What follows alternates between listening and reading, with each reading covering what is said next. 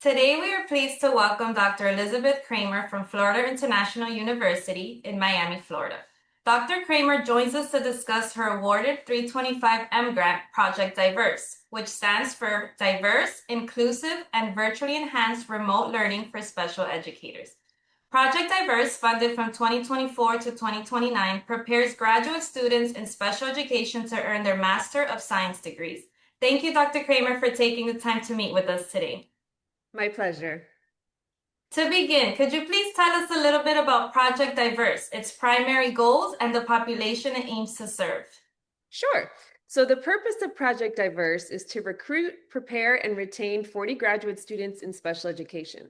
Specifically, we will recruit general educators who are not currently certified in special education but working with students with disabilities, and also novice special educators from traditionally underrepresented backgrounds. And we'll be doing this over 2 cohorts with it was proposed to be 20 scholars in each. It's going to end up being 19 and 21.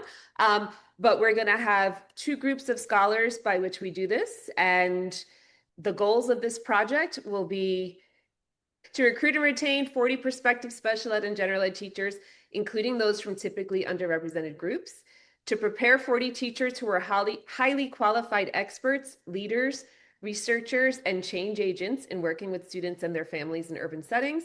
And we're also going to evaluate the program and track our graduates upon completion. And what makes this personnel preparation grant unique or particularly meaningful at your institution at FIU? Sure. So this project I'm really excited about because we were able to recruit statewide across the state of Florida where we're located. And we recruited these novice and uncertified teachers across the state from large urban school districts because the program is fully virtual. So we were able to have a larger audience across the state. And in order to really capture that in-person experience that is sometimes lost with the remote learning, we actually are using mixed reality simulations as a large part of this project. That's done primarily through our summer institutes, one of which is happening right now. But the students engage with virtual avatars that simulate scenarios that they are likely to come across in their classroom and with various students. So they really get a lot of practical experience and practice through a virtual experience. They also do in their second summer of the Summer Institute have a clinical placement near their location, and we have partnerships across the state where students are able to do that. So it's great to have this really highly diverse group of scholars from across the entire state that still get a personalized and applied learning experience. Awesome. I was actually able to observe some of those students during their MRS this weekend, and it was a very great experience, and they learned a lot. So as we can see, Project Diverse has a significant impact and importance for both future special educators, but also current and future special education students. So what would you say inspires you and your team to do this work? I've been doing this work now a long time, obviously not projects just like this, but projects where we prepare personal and special ed. And it's so rewarding to really see the impact of them growing as educators and professionals. Very often over time, they become leaders within their schools or the field. And to be able to take some of the great work that we've been doing for years with our local population in Miami and now expand it on a larger scale to be able to reach teachers across the state of Florida is really exciting. I know we're having an impact now in many, many districts wider than what FIU used to be able to reach through our more traditional means. And the fact that now we're really targeting those who are probably unprepared for the classrooms they're in, whether it's because they're brand new teachers or they didn't go through an educator certification program, or perhaps they're gen ed trained and now they're special ed teachers by practice. I think we're really closing some of those gaps of teachers who are just kind of feeling overwhelmed, who are likely to leave the field early due to lack of preparation. So hopefully we'll close those gaps. And to be able to do that for the most underserved and underrepresented groups is very rewarding. Definitely. And serving future teachers from all over Florida is a great strategy to help them also learn what are we doing in other cities, what are we doing in other districts for them to learn from each other. And they're building a network of professionals across the state. And I know this project is new. We had a somewhat similar project that finished its first cohort last year, and I know they're maintaining those relationships statewide as well. Awesome. How is your program supporting high needs children and youth with disabilities in your community or in the state of Florida?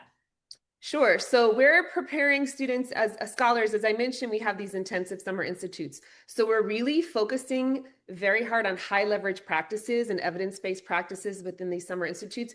We do a very deep dive into specific strategies to work with students with the most intense learning challenges.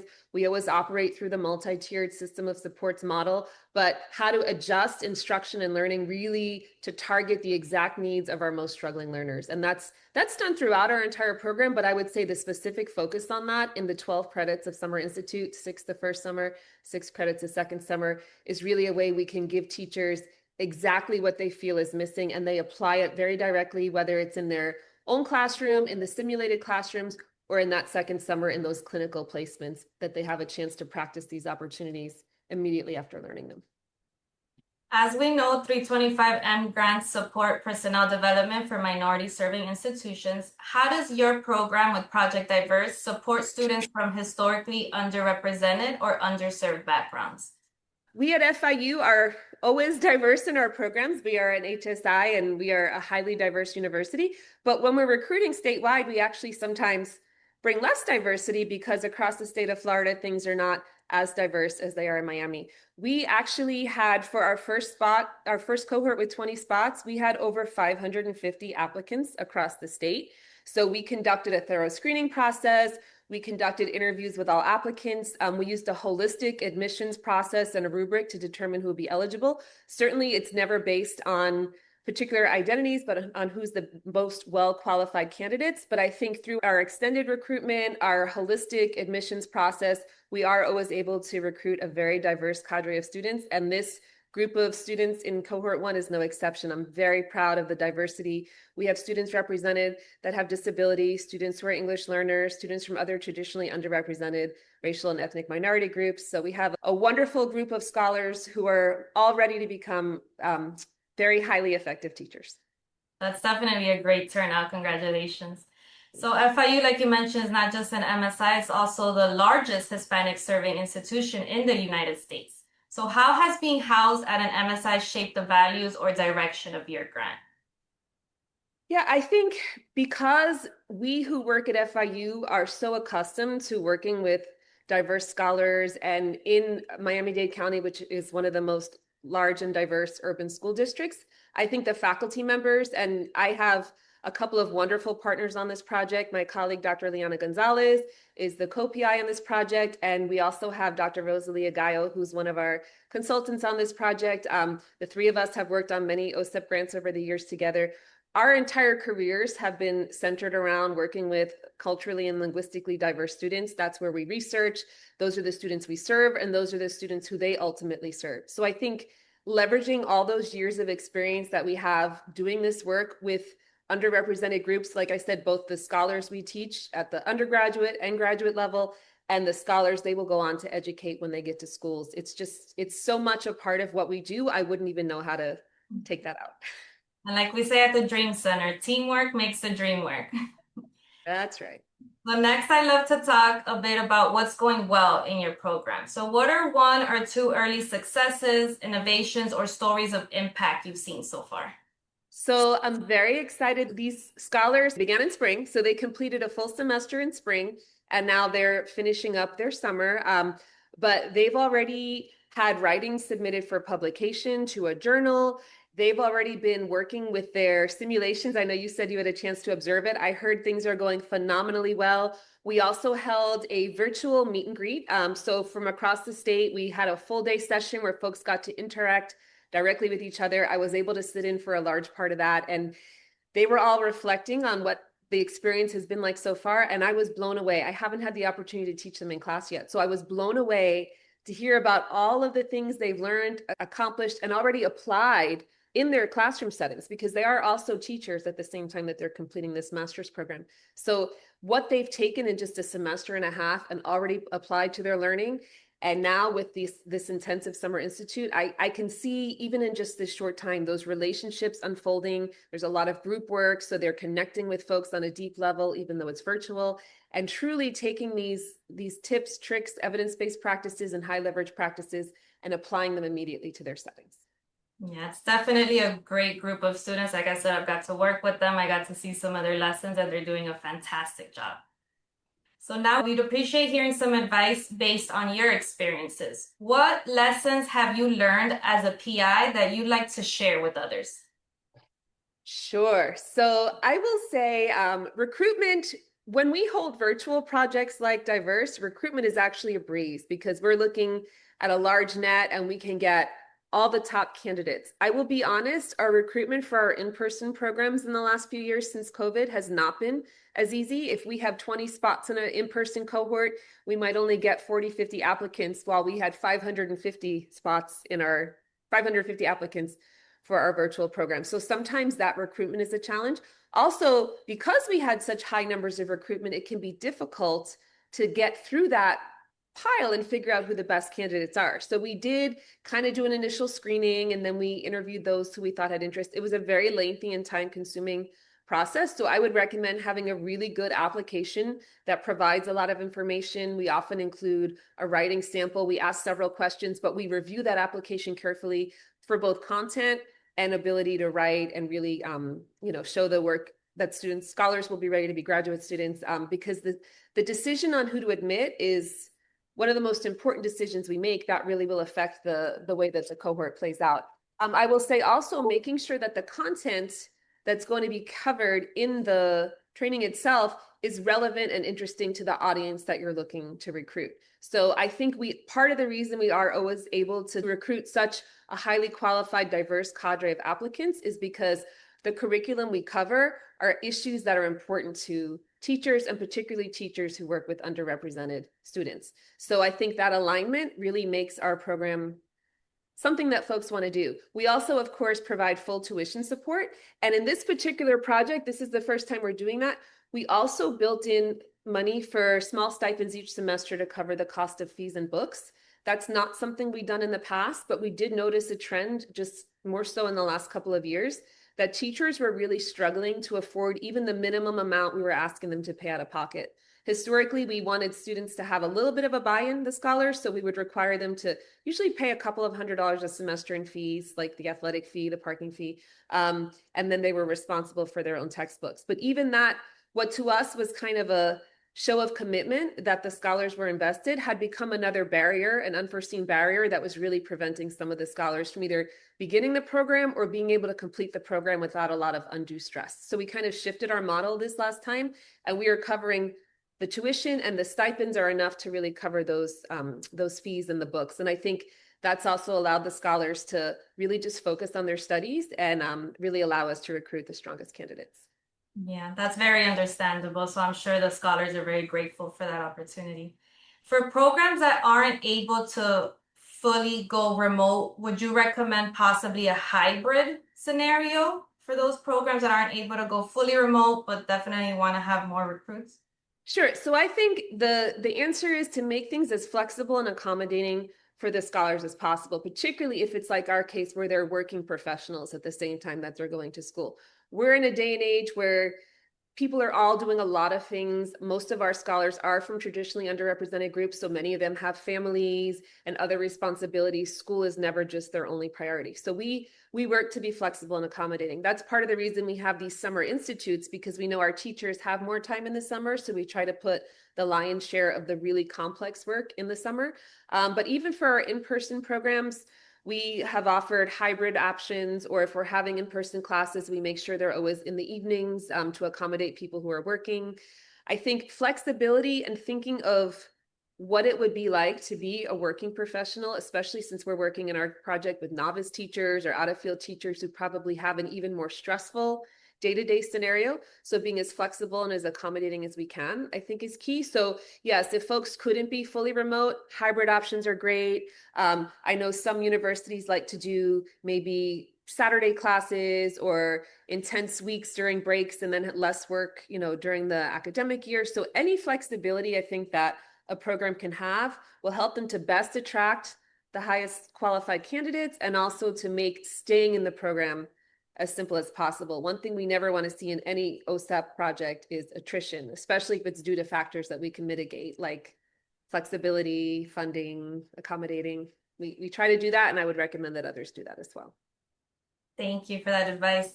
What are some suggestions that you would give as far as recruitment strategies? Would you mostly do those recruitment online? Would you post flyers? Would you send them out to different districts and schools? What would you recommend as far as that?